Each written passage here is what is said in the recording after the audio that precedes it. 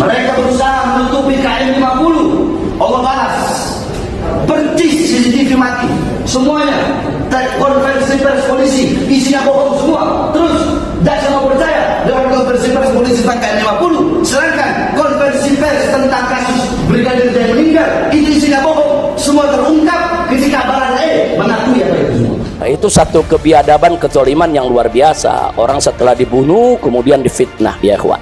Sementara yang dibunuh sudah tidak bisa bela diri lagi, ya ikhwan. Orang habis dibunuh disalah-salahkan, kemudian menciptakan kebohongan sana, kebohongan sini, orang gaduh, huru hara. Ya Allah, di bangsa ini sampai bingung deh, bangsa ini bingung rakyat mau kemana mau menuntut keadilan ini. Ya, kalau aparat yang mestinya bertanggung jawab terhadap rasa keadilan rakyat sudah seperti ini, terus kita minta keadilan kemana? Jaksa itu disebut jaksa penuntut bukan berarti harus bermusuhan dengan terdakwa. Jaksa itu ditugaskan untuk menuntut seseorang itu agar dihukum sesuai dengan kesalahannya. Jangan lebih, jangan kurang. Ya kan, jangan sampai menjadi jaksa yang di negeri Konoha gitu. Ya. Ada duitnya tuntutan kurang, nggak ada duitnya tuntutan lebih. Jadi istana nggak perlu menunggu. Kami lagi menunggu uji balistik, kami lagi menunggu keterangan yang lebih lengkap. Loh, istana itu harus secara cepat memberi semacam keterangan pada publik tentang peristiwa ini nih. Entah itu mau diarahkan secara hukum, entah itu mau dibahas di DPR segala macam. Tapi muka istana itu mesti ada di semua kamera televisi supaya rakyat tahu bahwa oke, istana itu aware dengan kasus ini. Mau diplomasi kayak apapun dia boleh aja. Tapi kalau nggak ada wajah istana, itu justru bikin kalkulasi makin dalam. Bahwa istana mungkin lagi bersikap pragmatis atau oportunistis terhadap kasus ini karena melibatkan tokoh yang sensitif secara lokal maupun internasional. Kan itu sinyalnya kan. Jadi buruknya di situ tuh. Istana selalu pengecut untuk tampil di depan. Kalian merasa kejahatan itu bisa ditutupi dengan jabatan, kejahatan itu bisa ditutupi dengan uang. Hah? Enggak sayang, Allah punya caranya. Kekuatan jabatan seberapa besar sih? Kekuatan uang seberapa besar sih? Mau melawan kekuatan Allah. Kami memang miskin, tapi kami bersama Allah. Kami memang miskin, kami memang rendahan, tapi kami bersama Tuhan. Nah, jadi kau usah khawatir ya kawan. Allah tidak buta, Allah tidak tuli, Allah tidak bisu, Allah tidak akan diam, dan Allah tidak akan membiarkan kezaliman.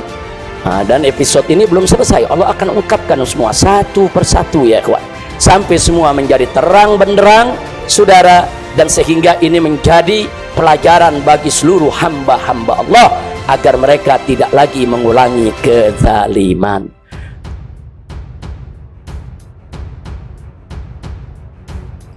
Bahas kasus KM 50, Rizik Syihab sebut-sebut nama Ferdy Sambo.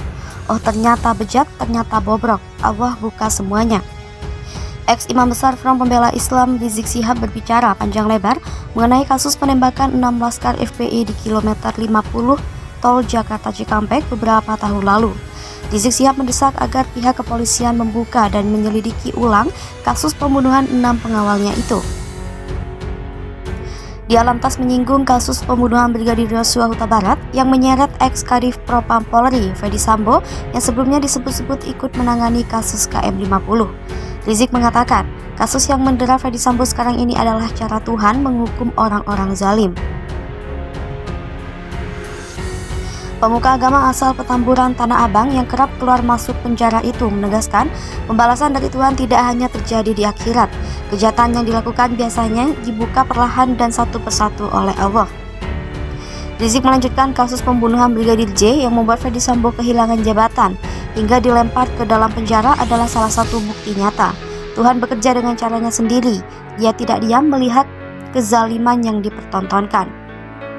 Dengan demikian, Habib Rizik yakin dengan kekuatan doa para jamaahnya, Allah akan membuka habis-habisan orang yang terlibat tragedi KM 50 di dunia sebelum di akhirat kelak. Kasus KM 50 disebut utang sejarah. Bikin janggal sebab rest area dihancurkan, pasti kehilangan saksi-saksi. Ahli hukum tata negara dan pengamat politik Indonesia Refli Harun menilai bahwa kasus KM 50 itu penuh kejanggalan. Ia membahas hal tersebut lantaran mantan imam besar Front Pembela Islam Habib Rizik Syihab membuka kembali kejanggalan kasus KM 50 yang menewaskan 6 laskar FPI pada 7 Desember 2020 lalu. Padahal menurutnya, itu penting sekali dalam penyelidikan KM50. Ia memiliki harapan ke Kapolri Jenderal Listio Sigit Prabowo yang diharapkan mampu melanjutkan kasus ini. Sebab menurutnya, bagaimanapun pasti peristiwa KM50 ini akan ditagih terus-menerus. Karena ia menduga Komnas HAM belum pernah melakukan penyelidikan pro justisia. Kasus penembakan Laskar Front Pembela Islam yang terjadi pada Senin 7 Desember 2020 dini hari hingga kini masih menjadi misteri. Persoalan tersebut bahkan masih membekas bagi Habib Rizik Syihab yang menjadi imam besar ormas tersebut sebelum akhirnya dibubarkan. Dalam peristiwa tersebut tercatat ada 6 pengawal Habib Rizik yang tewas. Sejumlah kejanggalan sebelum peristiwa yang dikategori unlawful killing tersebut masih terus dipertanyakan lantaran beberapa aparat yang diduga melakukan penembakan divonis bebas. Terbaru, Habib Rizik membeberkan pihaknya telah mendapatkan mobil yang digunakan pengawalnya saat peristiwa tersebut. Ia mengemukakan saat ini mobil tersebut disimpan pihaknya sebagai bukti yang nantinya bisa digunakan untuk proses keadilan. Rizik kemudian menyinggung 2 pelaku unlawful killing yang difonisi bebas. Ia menilai putusan tersebut tidak adil. Kekinian, pihaknya sedang mengusahakan untuk membawa bukti tersebut ke Pengadilan Hak Asasi Manusia. Ia juga menyampaikan mobil tersebut menjadi bukti bisu kebiadaban dan kejahatan berat yang dialami Laskar FPI. Bahkan ia menyatakan jika tewasnya 6 pengawal tersebut tak bisa dilepaskan dari andil seorang jenderal. Peristiwa KM50 di tol Jakarta Cikampek yang terjadi pada 7 Desember 2020 silam hingga kini dinilai masih penuh misteri. Dalam peristiwa tersebut, 3 polisi yakni Ibda Elwira Priyadizet, Bribtu Fikri Ramadan, dan Ibda Yasmin Ohorela melakukan penembakan hingga mengakibatkan 6 Laskar FPI meninggal.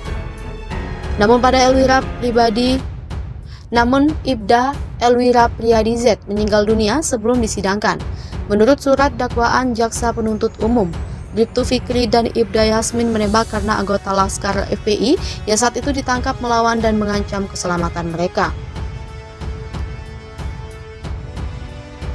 Sebelum penembakan terjadi, mobil yang ditumpangi Laskar FPI dengan mobil yang ditumpangi polisi sempat terlibat pengejaran dan serempetan.